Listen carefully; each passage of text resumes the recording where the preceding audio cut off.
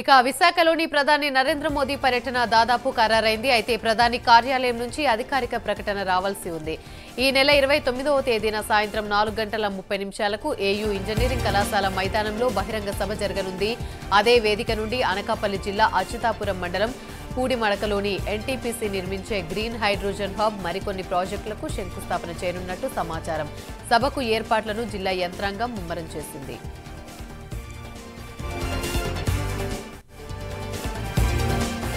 YCP social media in-charge Sajjala Bhargav Reddy మాజీ CM Jagan బంధువు అర్జున్ రెడ్డికి పోలీసులు 41A నోటీసులు జారీ చేశారు. విజయవాడలోని సజ్జల భార్గవ్ రెడ్డి ఇంటికి వెళ్లిన పులివెందుల పోలీసులు ఆయన తల్లికి నోటీసులు ఇచ్చారు. పులివెందుల్లోని అర్జున్ రెడ్డి ఇంటికి నోటీసులు అంటించారు. సోమవారం విచారణకు హాజరు కావాలని నోటీసుల్లో పేర్కొన్నారు. మరోవైపు వర్రా రవీంద్రారెడ్డి కేసులో మరో 15 మంది నోటీసులు జారీ చేశారు. ఏపీలో ఉమ్మడి కృష్ణా గుంటూరు జిల్లాలో పట్టుభద్రుల ఎన్నికల ఓటర్ల జాబితా ఫైనల్ అయింది. మొత్తం 2,90,978 మంది ఓటర్లు నమోదయ్యారు. గుంటూరు జిల్లాలోని 86,679 మంది ఓటర్లుండగా పల్నాడు జిల్లాలోని 48,393 మంది ఓటర్లున్నారు. అలాగే బాపట్ల జిల్లాలో 20,387 మంది, ఎన్టీఆర్ జిల్లాలో 64,391 మంది ఓటర్లున్నారు. ఇక కృష్ణా జిల్లాలోని 56,556 మంది ఓటర్లు, ఏలూరులో 14,572 మంది ఓటర్లున్నారు. శ్రీకాకుళం జిల్లా టెకిలీకి చెందిన వైసీపీ మహిళా కార్యకర్త ఎమ్మెల్సీ దువ్వాడ శ్రీనివాస్ సన్నిహితురాలు దివ్వెల మాధురి పోలీసులను ఆశ్రయించారు. ఆదివారం పార్టీ శ్రేణులతో కలిసి ఫిర్యాదు చేసేందుకు వచ్చిన ఆమెను టెకిలీ పోలీస్ స్టేషన్ గేటు వద్దే పోలీసులు అడ్డుకున్నారు. కొంతసేపు వాగ్వాదం తర్వాత లోనికి అనుమతించారు. సోషల్ మీడియాలో తనపై ట్రోల్స్ చేసిన వారిపై చర్యలు తీసుకోవాలని సీఐ విజయ్ కుమార్ కి దివ్వెల మాధురి ఫిర్యాదు చేశారు.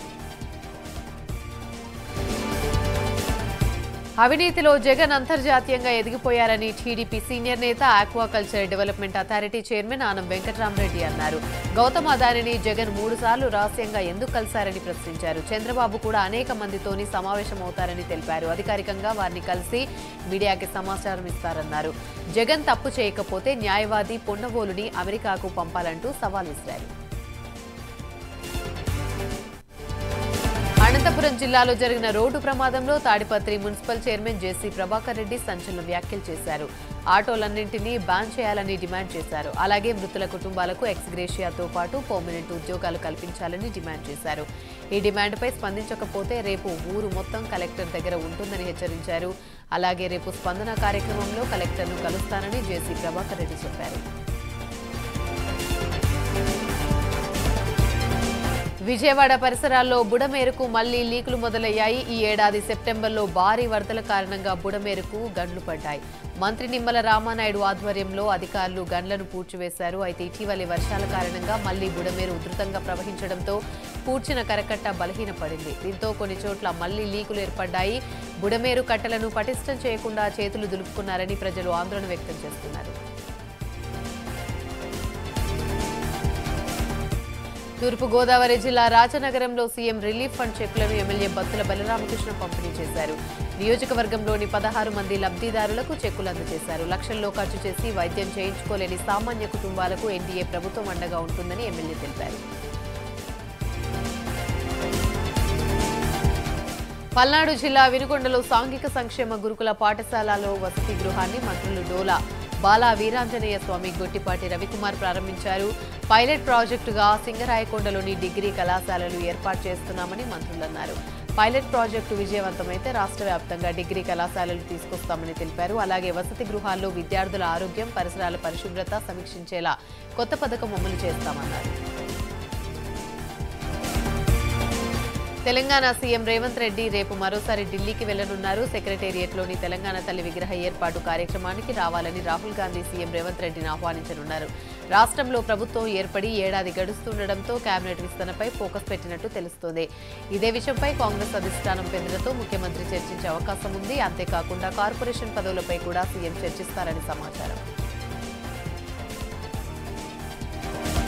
తెలంగాణలో ప్రజాపాలన విజయోత్సవాలు నిర్వహించాలని కాంగ్రెస్ ప్రభుత్వం కీలక నిర్ణయం తీసుకుంది. ఈ విజయోత్సవాలు డిసెంబర్ 1 నుండి 9వ తేదీ వరకు నిర్వహించనున్నారు. అలాగే ఈ నెల 30న మహబూబ్ నగర్లోని రైతు సదస్సుకు అధికారులు ఏర్పాట్లను చేస్తున్నారు. డిసెంబర్ 9న సచివాలయం ముఖద్వారం ఎదుట తెలంగాణ తల్లి విగ్రహాన్ని ఆవిష్కరించనున్నారు. 1,00,000 మందిలో తెలంగాణ మహిళల సమక్షంలో తెలంగాణ తల్లి విగ్రహాన్ని ఆవిష్కరించేందుకు అధికారులు ఏర్పాట్లు చేయనున్నారు.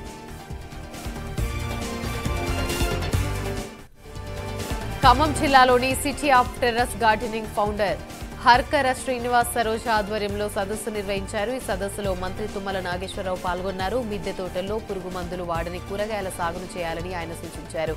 దీనివల్ల కుటుంబాలు ఆరోగ్యంగా ఉంటాయని తెలిపారు. టెర్రస్ గార్డెనింగ్ సామాజిక ఉద్యమంగా సాగాలని మంత్రి తుమ్మల నాగేశ్వరరావు ఆకాంక్షించారు. యునైటెడ్ ఫులే ఫ్రంట్ తెలంగాణ జాగృతి బీసీ కుల సంఘాల నాయకులతో ఎమ్మెల్సీ కవిత సమావేశమయ్యారు. హైదరాబాద్లోని తన నివాసంలో సుదీర్ఘంగా మంతనాలు జరిపారు. రేపు కులగణన కమిషన్ను కలవబోతున్నారు. ఈ క్రమంలోనే నేతలతో భేటీ అయ్యారు. కమిషన్కు అందించే రిపోర్టుపై చర్చించారు కవిత. హుజూరాబాద్ ఎమ్మెల్యే పాడి కౌశిక్ రెడ్డికి పోలీసులు నోటీసులు ఇచ్చారు. ఈ నెల 9న దళిత బంధు లబ్ధిదారులతో కలిసి అనుమతి లేకుండా ధర్నా చేశారని పోలీసులు కేసు నమోదు చేశారు. దీంతో విచారణకు రావాలంటూ పోలీసులు నోటీసులు జారీ చేశారు. అధికారులు నేతలకు నాగర్ కర్నూలు ఎమ్మెల్యే రాజేష్ రెడ్డి వార్నింగ్ ఇచ్చారు. కళ్యాణ్ లక్ష్మి చెక్కుల విషయంలో బ్రోకర్ పని చేస్తున్నట్లు తెలిసిందన్నారు. 5,000 నుంచి 10,000 వసూలు చేస్తున్నారని ఇకపై మానుకోవాలన్నారు. ఇలాంటి పనులు చేస్తే కఠిన చర్యలు తప్పవని హెచ్చరించారు ఎమ్మెల్యే. రంగారెడ్డి జిల్లా మీర్పేట్ మున్సిపల్ కార్పొరేషన్ పరిధిలోని జిల్లెలగూడలో తెలంగాణ పోరాట యోధుడు కొమరయ్య విగ్రహాన్ని ఎమ్మెల్యే సబితా ఇంద్రారెడ్డి ఆవిష్కరించారు. ప్రజల కోసం తమ ప్రాణాలను త్యాగం చేసిన గొప్ప వ్యక్తులను స్మరించుకోవడం, వారి విగ్రహాలను ఏర్పాటు చేసుకోవడం గొప్ప నిర్ణయమని ఎమ్మెల్యే సబితా తెలిపారు. మహనీయుల జీవితాలను ఆదర్శంగా తీసుకోవాలని సబితా ఇంద్రారెడ్డి సూచించారు. కరీంనగర్ జిల్లా ఆలుగునూరులోని మాజీ మంత్రి హరీష్ రావుకు ఎమ్మెల్యే గంగుల కమలాకర్, పలువురు బీఆర్ఎస్ పార్టీ నాయకులు స్వాగతం పలికారు. హుజూరాబాద్ పర్యటనకు వెళ్తుండగా ఆయనకు వీరంతా స్వాగతం పలికారు.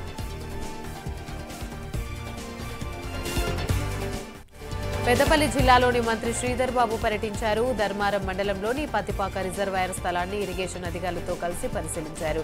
మంత్రి శ్రీధర్ బాబుతో పాటు ప్రభుత్వ విప్ అడ్లూరి లక్ష్మణ్ కుమార్, పెద్దపల్లి ఎమ్మెల్యే విజయ రమణ్ రావు, రామగుండం ఎమ్మెల్యే మక్కన్ సింగ్ రాజ్ ఠాకూర్, పెద్దపల్లి జిల్లా కలెక్టర్ కోయ హర్ష ఉన్నారు. ఫామ్ హౌస్ లో అక్రమ నిర్మాణాలు చేపడుతున్నారు అంటూ సినీ నటుడు అలీకి అధికారులు నోటీసులు జారీ చేశారు. వికారాబాద్ జిల్లా నవాబ్పేట్ మండలం ఎక్మామిడిలోని ఫామ్ హౌస్ లో నటుడు అలీ కొన్ని నిర్మాణాలు ప్రారంభించారు. వీటికి అనుమతులు లేవని గుర్తించారు. దీంతో గ్రామ సెక్రటరీ శోభారాణి నోటీసులు అందించారు.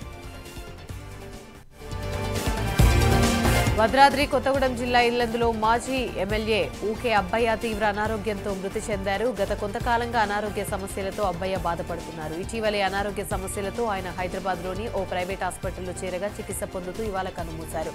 అబ్బయ్య మృతితో కుటుంబ సభ్యులు, అనుచరులు శోకసంద్రంలో మునిగిపోయారు.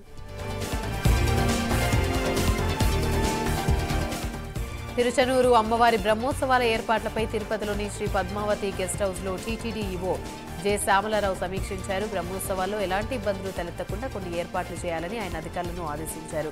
అలాగే వచ్చే నెల 6న నిర్వహించనున్న పంచమీ తీర్థంకు భక్తుల తాకిడి అధికంగా ఉంటుందని, దానికి తగ్గట్టుగా అన్నప్రసాదాలు పంపిణీ చేపట్టాలని, అవసరమైన శ్రీవారి సేవలకు ఏర్పాటు చేసుకోవాలని, భక్తులకు మరింత మెరుగ్గా సేవలు అందించాలని టీటీడీ ఈవో సూచించారు.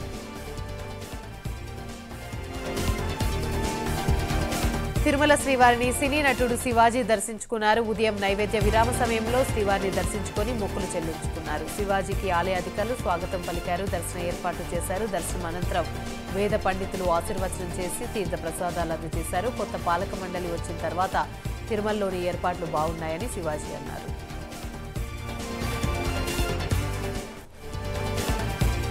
కృష్ణా జిల్లా హంసలదీవి గ్రామంలోని శ్రీ వేణుగోపాల స్వామి వారిని కుటుంబ సమేతంగా సుప్రీంకోర్టు న్యాయమూర్తి జస్టిస్ ఎస్వీఎస్ భట్టి దర్శించుకున్నారు. దర్శనం అనంతరం ఆలయ అధికారులు స్వామివారికి జ్ఞాపికను, తీర్థ ప్రసాదాలను అందజేశారు. ఎన్టీఆర్ జిల్లా పెనుగంచిపోల్లోని శ్రీ తిరుపతమ్మ అమ్మవారికి ఆలయంలోని అంగరంగ వైభవంగా గాజుల ఉత్సవం జరిగింది. కార్తీక మాసం సందర్భంగా ఆలయంలో అమ్మవారిని గాజుల తిరుపతమ్మగా అలంకరించారు. గాజుల తిరుపతమ్మ అమ్మవారిని దర్శించుకోవడానికి భక్తులు అధిక సంఖ్యలో తరలివచ్చారు. ఉత్సవం కోసం భక్తులు సమర్పించిన గాజులతో ఆలయాన్ని ప్రత్యేకంగా అలంకరించారు. విశాఖ జిల్లా సింహాచలంలో శ్రీ వరాహ లక్ష్మీ నరసింహస్వామి వారిని నిత్య కళ్యాణం అంగరంగ వైభవంగా జరిగింది. కంకణధారణ, నూతన యజ్ఞోపవీత సమర్పణ, జీలకర్ర, బెల్లం, మాంగళ్యధారణ, తలంబ్రాల ప్రక్రియలను కమనీయంగా జరిపించారు. స్వామివారి నిత్య కళ్యాణం చూడడానికి భక్తులు ఆలయానికి అధిక సంఖ్యలో తరలివచ్చారు. వికారాబాద్ జిల్లాలో జాతీయ మానవ హక్కుల బృందం పర్యటిస్తుంది. లగచెర్ల రోటిబండ తండాలో స్థానికులతో మాట్లాడారు సభ్యులు. ఘటనకు సంబంధించిన వివరాలను అడిగి తెలుసుకున్నారు. ఇటు ఘటనపై పూర్తి నివేదిక ఇవ్వాలని తెలంగాణ డీజీపీ సిఎస్ను ఎన్హెచ్ఆర్సీ ఆదేశించింది. ఈ క్రమంలోనే క్షేత్రస్థాయిలో కమిషన్ సభ్యులు పర్యటిస్తున్నారు. కాకినాడలో కీచక ఉపాధ్యాయుడికి స్థానికులు బడత పూజ చేశారు. పోలీసుల ముందే విద్యార్థుల తల్లిదండ్రులు చితకబాదారు. ఉద్రిక్తల మధ్య టీచర్ను అదుపులోకి తీసుకున్నారు. జగన్నాథపురం నగరపాలక సంస్థ ఉన్నత పాఠశాలలో శ్రీనివాసరావు గణిత ఉపాధ్యాయుడిగా పనిచేస్తున్నారు. విద్యాబుద్ధులు నేర్పించాల్సిన అతడు విద్యార్థుల పట్ల అసభ్యంగా ప్రవర్తించాడు. ఈ విషయాన్ని వారంతా తల్లిదండ్రులకు వివరించారు. ఈ క్రమంలోనే పాఠశాల దగ్గర ఉద్రిక్తత నెలకొంది.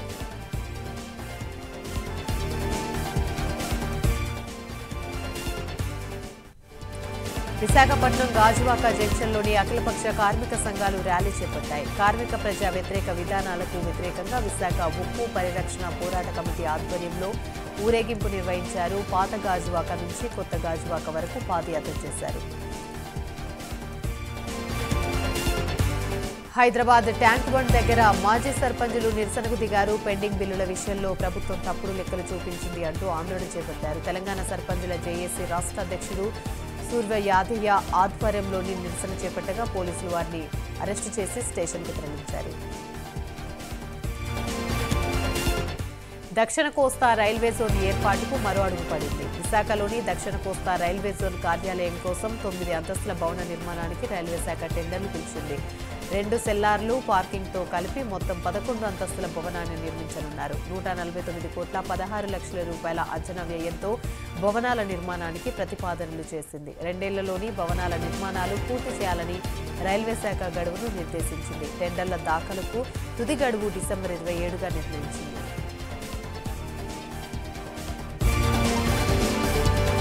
అన్నమయ్య జిల్లా మదనపల్లిలోని పావని చారిటబుల్ ట్రస్ట్ పేరిట ద్విచక్ర వాహనదారులకు హెల్మెట్లు పంపిణీ చేశారు. అనారోగ్యంతో చనిపోయిన తన కుమార్తె జ్ఞాపకార్థం తెట్టు గ్రామానికి చెందిన రాజుస్వామి మదనపల్లి తాలూకా సిఐ వెంకటరమణ చేతుల మీదుగా సుమారు 150 హెల్మెట్ల వితరణ చేపట్టారు.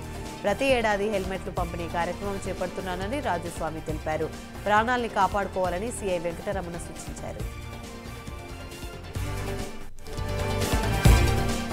హైదరాబాద్లోని నీలోఫర్ ఆసుపత్రిలోని పసికందు కిడ్నాప్ కేసు సుఖాంతమైంది. కిడ్నాప్కు గురైన 6 గంటల్లోనే నాంపల్లి పోలీసులు పసికందు ఆచూకీని కనిపెట్టారు. కిడ్నాప్ చేసిన మహిళను పరిగి వద్ద పోలీసులు అదుపులోకి తీసుకున్నారు. పసికందును తల్లికి అప్పగించారు. కిడ్నాప్ చేసిన మహిళతో పాటు మరో 2 అదుపులోకి తీసుకున్నారు.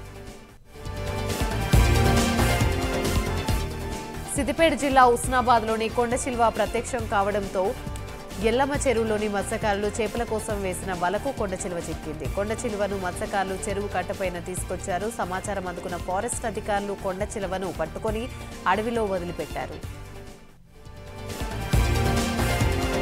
కాకినాడలోని నేరాల నియంత్రణకు టెక్నాలజీని వాడుతున్నామని జిల్లా ఎస్పీ విక్రాంత్ పాటిల్ అన్నారు. కాకినాడ శివారు ప్రాంతాలైన ఏటిమొగ, తూరంగి, జగన్నాథపురం పోర్టు పరిసర ప్రాంతాల్లో డ్రోన్స్ ద్వారా నిఘా పెట్టామని తెలిపారు. శివారు ప్రాంతాల్లో మద్యం సేవిస్తున్న వారిని గుర్తించిన కేసులు నమోదు చేశారు పోలీసులు. రంగారెడ్డి జిల్లా షాద్నగర్ సమీపంలోని రోడ్డు ప్రమాదం జరిగింది. రాయకల్ టోల్ ప్లాజా వద్ద బస్సు రివర్స్ చేస్తుండగా వేగంగా వచ్చిన లారీ ఢీకొట్టింది. ఈ ప్రమాదంలో డ్రైవర్, కండక్టర్తో పాటు 10 మందికి గాయాలయ్యాయి. వెంటనే బాధితులకు స్థానిక ఆసుపత్రి తరలించారు. హైదరాబాద్ నుండి ఆత్మకూరుకు వెళ్తుండగా ప్రమాదం జరిగింది. ఈ ఘటనపై పోలీసులు కేసు నమోదు చేసి దర్యాప్తు చేస్తున్నారు. ఉమ్మడి కృష్ణా జిల్లా తొట్లవల్లూరు మండలం ఐలూరులోని పెను ప్రమాదం తప్పింది. కృష్ణానదిలోని ఆర్టీసీ బస్సు దూసుకెళ్లింది. 15 అడుగుల దిగువకు వెళ్లిపోయింది. నీటి స్థాయి తక్కువగా ఉండడంతో ప్రయాణికులంతా సురక్షితంగా బయటపడ్డారు. ప్రమాద సమయంలో బస్సులో 35 మంది ప్రయాణికులున్నారు. విజయవాడ నుండి అవనిగడ్డ వెళ్తుండగా ఘటన చోటు చేసుకుంది. రోడ్డుపై మృతుకులుగా ఉండడంతో ప్రమాదం జరిగిందని పోలీసులు తెలిపారు. అనంతపురం జిల్లాలో జరిగిన రోడ్డు ప్రమాదంలో గాయపడిన క్షతగాత్రులను మంత్రి సత్యకుమార్ యాదవ్, అనంతపురం అర్బన్ ఎమ్మెల్యే వెంకటేశ్వర ప్రసాద్ పరామర్శించారు. ఈ ఘటనలో 8 మంది మృత్యువాత పడడం చాలా బాధాకరమని సత్యకుమార్ అన్నారు. ఈ ఘటనలో తల్లి తండ్రిని పోగొట్టుకున్న చిన్నారుల చదువు, ఉద్యోగం బాధ్యతను తమ ప్రభుత్వం తీసుకుంటుందని మంత్రి సత్యకుమార్ భరోసానిచ్చారు. మృతుల కుటుంబాలకు ఎక్స్ గ్రేషియా ప్రకటించారు. కదులుతున్న ఆర్టీసీ బస్సులో ఉరివేసుకుని ఓ యువకుడు ఆత్మహత్యకు పాల్పడిన ఘటన శ్రీకాళహస్తిలో కలకలం రేపింది. ఆర్టీసీ బస్సులో గుర్తు తెలియని ఓ యువకుడు ఆత్మహత్య చేసుకున్నాడు. తెల్లవారుజామున మేర్లపాడు వద్ద బస్సులో ఎక్కిన యువకుడు చివరి సీట్లో కూర్చున్నాడు. అనంతరం ఉరేసుకుని ఆత్మహత్యకు పాల్పడ్డాడు. రేణిగుంట వచ్చిన తర్వాత కండక్టర్ మృతదేహాన్ని గుర్తించారు. ఈ ఘటనపై పోలీసులు కేసు నమోదు చేసి దర్యాప్తు చేస్తున్నారు. పల్నాడు జిల్లా సత్తెనపల్లిలోని నర్సింగ్ కాలేజ్లోని విద్యార్థిని ఆత్మహత్య యత్నానికి పాల్పడింది. ఎక్కువ మొత్తంలో జ్వరం మాత్రలు మింగడంతో తీవ్ర అస్వస్థతకు గురైంది. దీంతో వెంటనే తోటి విద్యార్థినులు ఆసుపత్రికి తరలించారు. నర్సింగ్ కాలేజ్లో విద్యార్థిని కీర్తన ఏఎన్ఎం కోర్సు చదువుతోంది. విద్యార్థిని సూసైడ్కు గల కారణాలు తెలియాల్సి ఉంది. సూర్యాపేట జిల్లా అన్నారం గ్రామంలో రైతు దంపతులు ఆత్మహత్యకు ప్రయత్నించారు. గూగులోతు భీమా నాయక్, ఉన్నమ్మ దంపతులు పండించిన ధాన్యాన్ని ఐకేపీ కొనుగోలు కేంద్రానికి తీసుకొచ్చారు. నిర్వాహకులు తేమ శాతం చూసి కాంటా వేసి ధాన్యాన్ని లారీలో ఓ రైస్ మిల్లుకు పంపించారు. పెద్దపల్లి జిల్లా రామగుండం పోలీస్ కమిషనరేట్ ఆవరణంలో mob operation mock drill practice చేశారు. పోలీస్ కమిషనర్ శ్రీనివాస్ ఆదేశాల మేరకు పోలీసులు ఈ mob operation mock drill practice చేశారు. ప్రజల శాంతి భద్రతల నేపథ్యంలో పోలీసులు ఏ విధంగా స్పందించాలి, అక్రమ జన సమూహాలను ఏ విధంగా చెదరగొట్టాలనే దానిని పోలీసులు ప్రాక్టికల్ గా చేసి చూపించారు. మావోలు పాతిపెట్టిన మందు పాత్ర పేలడంతో ఒక జవానుకు తీవ్రంగా గాయాలయ్యాయి. ఛత్తీస్గఢ్ రాష్ట్రంలోని సూక్మా జిల్లాలో ఈ ఘటన చోటు చేసుకుంది. డీఆర్జీ బలగాలు సెర్చ్ ఆపరేషన్ కోసం రాయగూడ అడవిలోకి వెళ్లగా మందు పాత్ర పేలింది. పేలులో డీఆర్జీ కానిస్టేబుల్ వినోద్కు గాయాలయ్యాయి. తీవ్రంగా గాయపడిన జవాన్ను భద్రతా బలగాలు ఆసుపత్రికి తరలించాయి. అమెరికాలో నేషనల్ ఇన్స్టిట్యూట్ ఆఫ్ హెల్త్ నూతన డైరెక్టర్గా భారతీయ మూలాలున్న జై భట్టాచార్యను నియమించడానికి అమెరికా నూతన అధ్యక్షుడు డొనాల్డ్ ట్రంప్ ఆసక్తిగా ఉన్నారు. ఈ విషయాన్ని అమెరికా పత్రికలు వెల్లడించాయి. వైద్య పరిశోధనలను అమెరికాలో నేషనల్ ఇన్స్టిట్యూట్ ఆఫ్ హెల్త్ పర్యవేక్షిస్తోంది. ఏపీకి మరోసారి వాతావరణ శాఖ రెయిన్ అలర్ట్ ప్రకటించింది. ఆగ్నేయ బంగాళాఖాతంలో అల్పపీడనం ఏర్పడడంతో ఏపీలో వర్షాలు కురుస్తాయని ప్రకటించింది. అల్పపీడనం ఈ నెల 25న వాయుగుండంగా మారే అవకాశం ఉంది. ఇక 3 రోజుల్లో ఏపీలోని కొన్ని చోట్ల తేలికపాటి నుండి ఓ మోస్తరు వర్షాలు కురిసే అవకాశం ఉంది. ఈ నెల 27, 28, 29 కోస్తాంధ్ర, రాయలసీమలో కొన్ని ప్రాంతాల్లో భారీ వర్షాలు కురుస్తాయని అంచనా వేస్తోంది.